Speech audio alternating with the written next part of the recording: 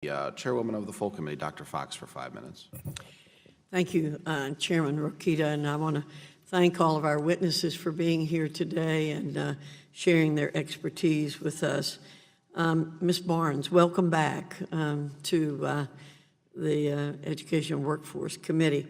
You testified there's a limited overlap and duplication of federal early childhood programs. The graph you showed claimed that Head Start and Child Care and Development Fund programs serve different purposes.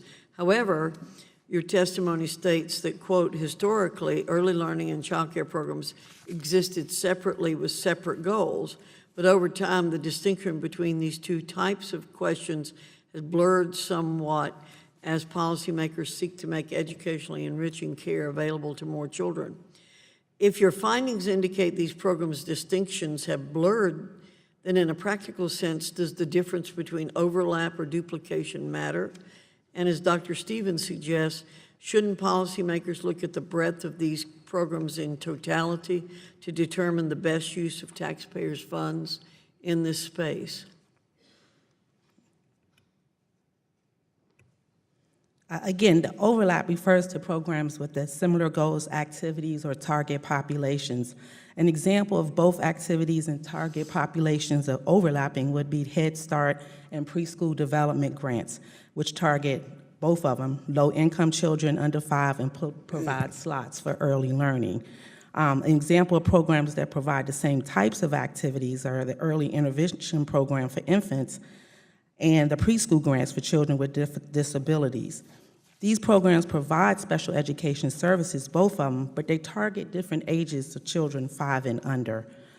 In terms of duplication, it's difficult to determine if programs are actually duplicative because they would serve the same beneficiaries and provide the same exact services. Our report discusses how there's the potential for the duplication. Thank you.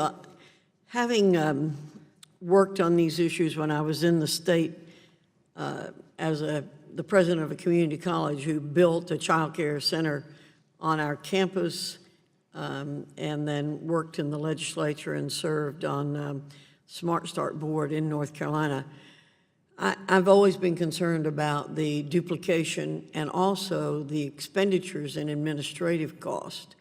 I worry a great deal about how much money we spend on administrative costs as opposed to monies going directly into services. Dr. Stevens, maybe you can help clarify things from a more realistic standpoint.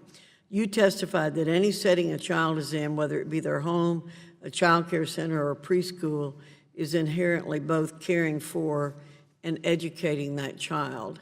And I remember very well the head of Smart Start in North Carolina telling me long ago, when children are playing, they're learning. That their play is their work and their learning. Do you agree that we should not focus on whether the programs are overlapping or duplicative, but instead consider all of the programs as inherently serving the same purpose of caring for and educating children? One of the things that I find most exciting about this area of policy, the area of early care and education, there's no other area of policy that I know of that has such a strong body of science that so clearly points us in the right direction. And to me, that's where we need to be starting. So what the science is telling us very clearly is that from the moment of birth, children are learning continuously and rapidly wherever they are and from whomever they're with. It does not matter what we call it. It doesn't matter what its funding stream is. It doesn't matter what building it's occurring in. We can't stop them from learning. So the question is only the quality of that environment.